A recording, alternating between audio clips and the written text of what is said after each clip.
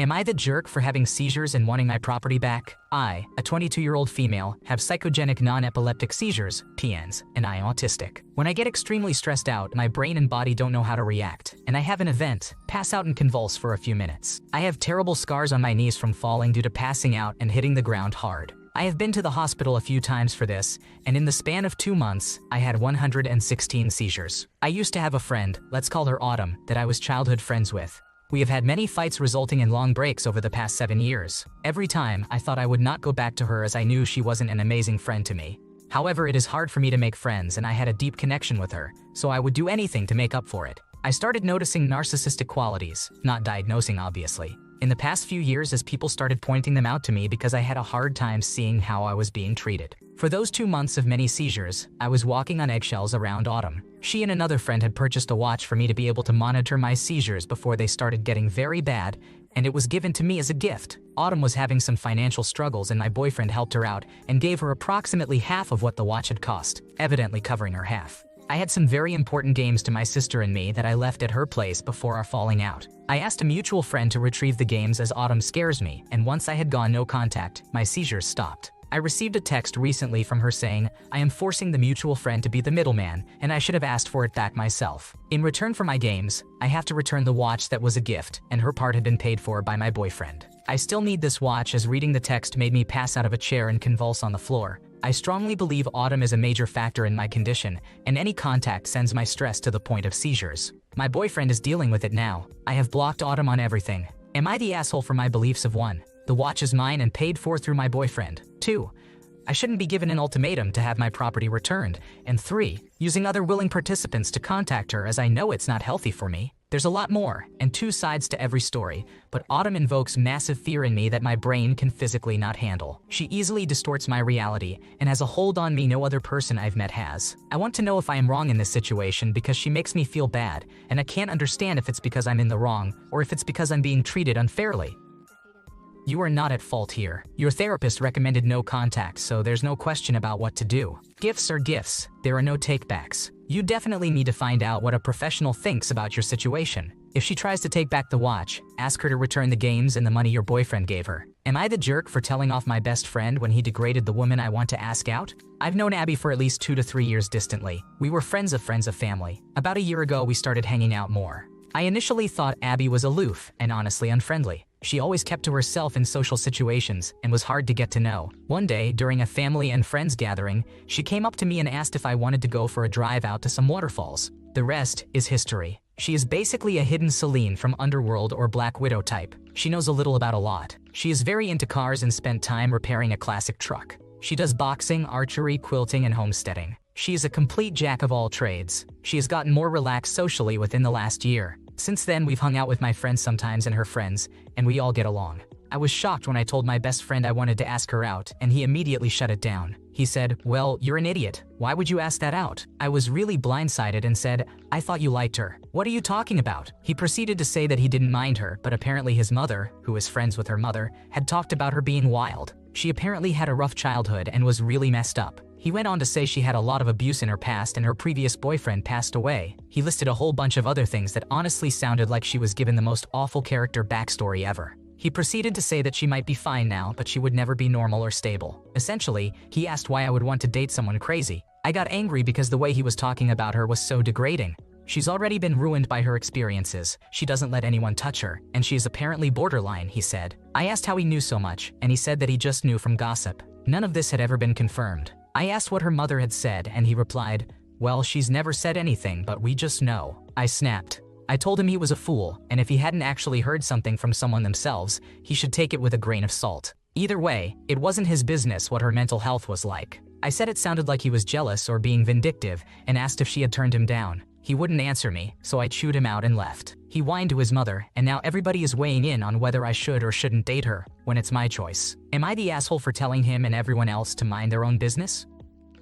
It sounds like he's mad because she turned him down, and now he's just being a gossipy, insecure person. OP doesn't need anyone else's permission or opinions on who to date. Whether the woman has past trauma or not, she sounds like a badass. The so-called friend isn't worth the time and can keep on gossiping all he wants. OP is not in the wrong. Am I the jerk for how I handle the situation regarding my ex-friend and my condition? For relevant context, I, a 24-year-old female, was released from inpatient care in mid-February after coming close to attempting to not exist anymore. I was diagnosed with borderline personality disorder, BPD. I was a terrible person for a very long time. I hurt many people, was manipulative, used people, and had no operational empathy. I am now in treatment and unlearning my negative behaviors.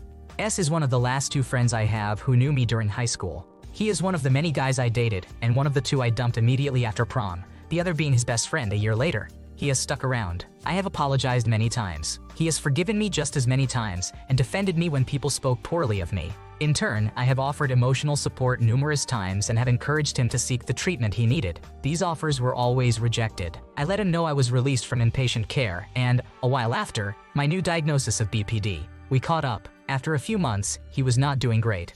I offered advice, reassured him he was not alone, and explained that any healthy relationship, friends or otherwise, should involve being able to talk to friends and partners about what one is going through. It's a balance of give and take. A month passed. He thanked me for the advice, said it was very useful, and mentioned he had found a girl he really liked. He did not understand give and take until recently. A few weeks later, the girl blocked him. She has BPD. He told me he did not think he could handle a relationship with someone with BPD. He said my partner is far more patient than he could ever be, and sent me a screenshot with someone calling all people with BPD fucking animals. I was angry, explained, and asked for context. He said he wanted advice. I calmed down, thanked him for the context, and provided my take on what it feels like to have BPD. He thanked me, then continued digging. He reached out to my partner in the meantime. I told him I was available to call if he needed anything, but he was being a bit of a jerk right now. A day passed. He said he would take me up on the call. He elaborated on why it is hard to reach out due to trauma. Valid. Then he explained he had been patient, he tolerated my breakdowns, and while I am not too much to handle, he brought up my prior lack of empathy and said I will never learn to empathize like him before he dies. He added that if I have any semblance of care, I will recognize he is not doing well. I told him he was weaponizing my disorder. I am here to support him, but I am not the same person I was. I explained I was offering kindness, and he was infantilizing me in response. I explained I had empathy, and he hurt me badly by using my disorder against me. I told him if he could not recognize that or that I have changed, it is best we are not friends. He told me I twisted his words against him, made it about me, have always made him and probably those around me feel like dirt, brought up moments I used him, said I am degrading his mindset, and it is fucking atrocious, and to stay out of his inbox. I wished him well and blocked him. Am I the asshole? You did nothing to be ashamed of. S seems to be weaponizing the OP's BPD and past mistakes against them, which isn't fair. It's important to recognize personal growth and the efforts made to change. Sometimes, it's best to distance oneself from those who can't see that. Am I the jerk for butting into my mom and aunt's conversation? My mother and her sister were on the phone today, and I was nearby. When they talk and I happen to be around, I loosely pay attention because there's a history of my aunt berating and talking down to my mother in their past, among other unpleasant things she's done. My mother often makes excuses for my aunt's behavior. Sometimes when my aunt gets disrespectful, I call my mother and give her an excuse to end the call. My mother usually appreciates this. Today, their conversation got a bit heated. At some point, it was starting to wind down as they both realized it wasn't going anywhere. Then suddenly, my aunt called my mother a coward in a pretty nasty tone. At first, I couldn't really believe what I heard since she hasn't gone as far as insulting my mother in front of me before. I whispered to my mother, "What did she say?" My mother repeated it to me, and then I said in the most polite tone I could, "Hey auntie, don't call my mother a coward." My aunt was instantly livid with me and went off about how I was disrespectful and had no business butting into their call. She said I was badly raised, uneducated, exhibited terrible behavior, and that she has been my mother's sister longer than I have been alive. I replied that her calling my mother a coward for her health decisions was also disrespectful. I said I was sorry, but if I heard her insult my mother, I would intervene. At no point had I insulted her in the conversation, nor did I want to argue, but that insulting my mother was wrong and I wouldn't stand down about that. She went on about how I did not respect my elders and that I am a little girl with no manners. I reiterated that I didn't insult her at any point and that my only issue was the way she talked to my mother. Then she hung up because she didn't want to hear another word out of me. While part of me regrets intervening in their conversation, I also feel that I had to make it clear that talking that way to my mother was unacceptable behavior and that I wouldn't tolerate it. My mother isn't mad at me but says I overreacted because she doesn't mind the things my aunt says to her, so why make a fuss about it and upset my aunt? My father agrees with me and thinks my aunt was out of line. He believes she should know that my mother isn't just her little sister who she could treat however she wanted anymore. My mother has a husband and daughter who will defend her, and my aunt should behave appropriately. Personally, I believe family is more than blood, and she's never been a good sister to my mother, so she has no right to talk to her any which way without pushback because of a title or her age. But I do recognize it wasn't my conversation. So, am I the asshole for butting into the conversation even though my aunt insulted my mother? Your aunt runs her mouth because she thinks no one will stand up to her, and honestly, it's about time someone did. You did fine, and it's clear that kind of disrespect towards your mom shouldn't be tolerated. Even though your mom needs to learn to stand up for herself, it's tough when family is involved. Your actions were justified all the way. Am I the jerk for expecting my sibling to do all the housework? I, a 17-year-old female, have a brother who is a 15-year-old male. We have moved to the United States 6 months ago.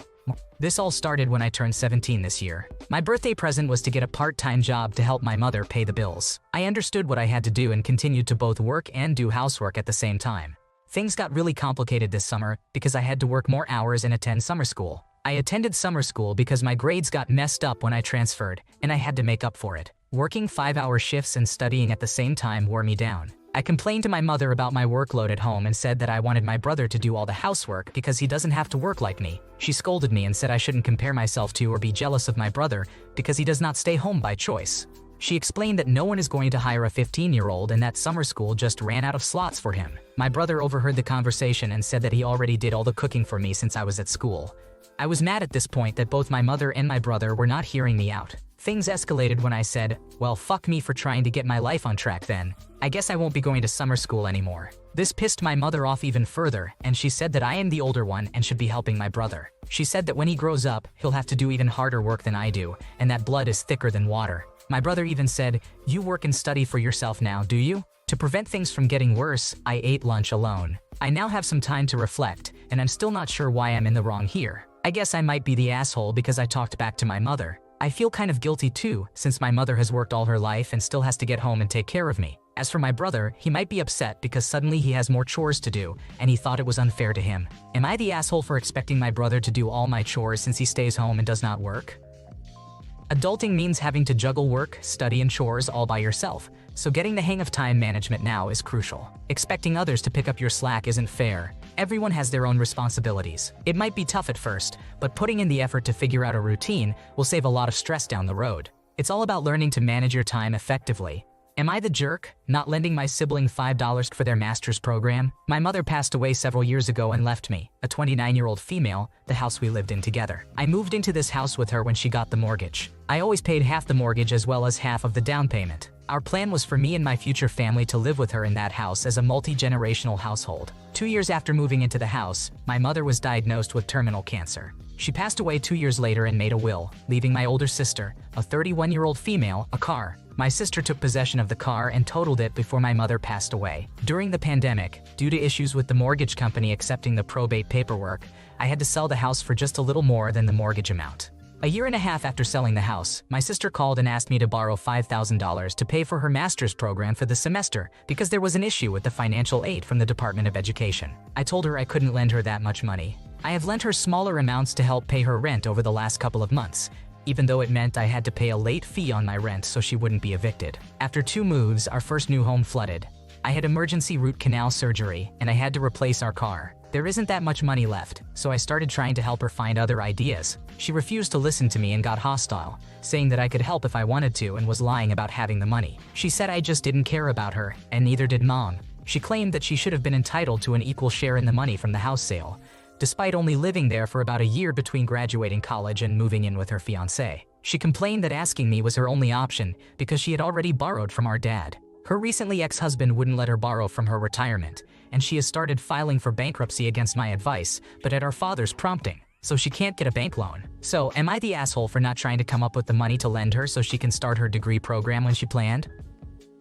You are not in the wrong here. Her plans, her finances, she needs to figure them out. If she can't afford a master's program right now, she needs to get a job and start supporting herself. It's not realistic to expect you to sacrifice for her dream, especially without a repayment plan. Thanks for watching. When you subscribe, make sure to hit the bell to turn on notifications so you never miss a video. To finish listening to all the stories, check out the playlist in the description.